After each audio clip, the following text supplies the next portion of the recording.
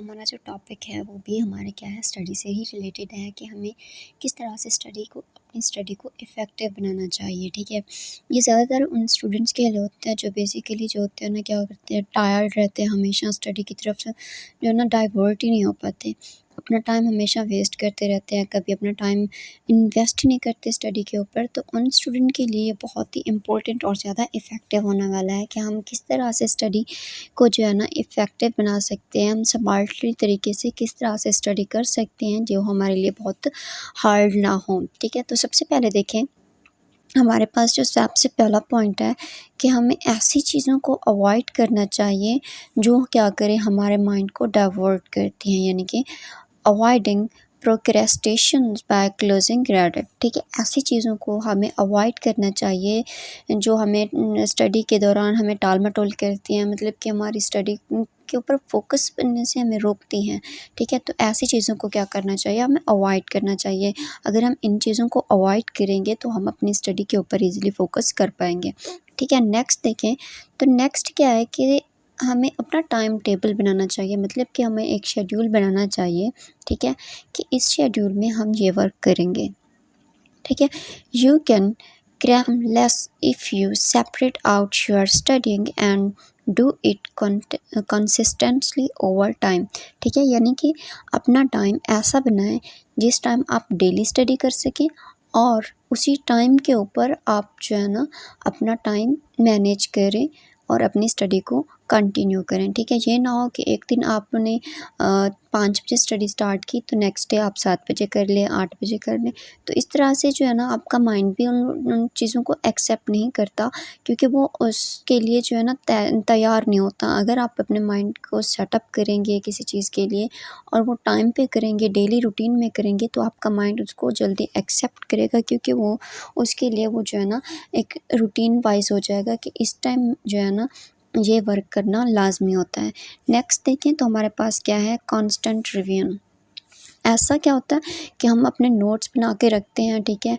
जब भी हमें मतलब ज़रूरत पड़ती है, कोई वर्ड याद आता है, कोई पॉइंट आता है, तो हम अपने नोट्स में से देख लेते हैं और वो हमें टॉपिक्स जो है ना मिनटों में रिवाइज़ हो जाता है। क्यों? क्योंकि हमने नोट्स बनाए होते हैं, तो हम अगर 1 पॉइंट को 2 पॉइंट को स्टडी करते हैं तो हमें पता चल जाता है कि नेक्स्ट जो है ना इसके अंदर ये था और हमने ये जो है ना मेमोराइज़ किया था, ठीक है। तो क्या करें, सबसे पहले तो आप क्या करें, स्टडी करें तो एक्टिव होकर करें, अपने माइंड को स्टडी की तरफ फोकस करके करें कि अब जो है ना हमने स्टडी करनी है। नेक्स्ट क्या है कि फ़ोकस करें अपने पॉइंट्स के ऊपर, फ्लैश कार्ड के ऊपर, ठीक है, ताकि आप जब एग्ज़ाम्स दें, क्वेश्चन दें तो आपको किसी नोट्स की ज़रूरत ना हो, किसी भी मतलब आपकी हेल्प करने के लिए कोई ऐसी मतलब चीज़ ना हो जो आपको क्या करे कि बार-बार उसको देखना पड़े, ठीक है। तो आप कुछ भी करें तो आपको मतलब क्या हो कि कांस्टेंट रिवीजन्स होनी चाहिए कि आप वीकेंड पे कर लें, ठीक है, 15 डेज़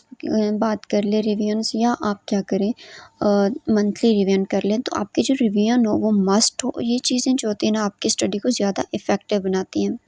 नेक्स्ट अगर देखें तो नेक्स्ट में क्या होता है कि डू नॉट मल्टीटास्क, ठीक है। आप कोशिश करें कि आप एक ही टाइम एक ही सब्जेक्ट को स्टडी करें, ठीक है। एक ही टाइम अगर आप पेंटिंग करते हैं, ठीक है, तो आप क्या करें, एक ही टाइम पेंटिंग ही करेंगे ना, पेंटिंग के साथ साथ आप कुकिंग तो नहीं कर सकते, ठीक है। तो इसी लिए क्या करें कि आप टाइम को मैनेज करें। सबसे पहले तो तब जब आपका टाइम मैनेजेबल होगा तब आप क्या करेंगे, उसी टाइम के ऊपर उस वर्क को डन करेंगे, ठीक है। कोशिश करें कि आप अवॉइड करें मल्टीटास्किंग को, क्योंकि इससे आपका ध्यान जो होता है ना, आपका माइंड जो होता है ना दूसरी तरफ डाइवर्ट हो जाता है, जिसमें आप एक वर्क को अच्छे से नहीं कर पाते, प्रॉपरली नहीं कर पाते, और ना ही वो कुछ आपको लर्न करने में हेल्प करेगा और ना ही कुछ ऐसी इन्फॉर्मेशंस को रिकॉल करने में हेल्प करेगा जो कि आपके लिए बहुत ज़रूरी होती हैं। तो कोशिश करें एक ही टाइम में एक ही वर्क को क्या करें, कंप्लीट करें। नेक्स्ट है मेक टाइम फॉर रिलैक्सेशन। जैसे कि आप स्कूल में देखें, स्कूल में क्या होता है कि हमारे 4 लेक्चर्स होते हैं, 5 लेक्चर्स होते हैं।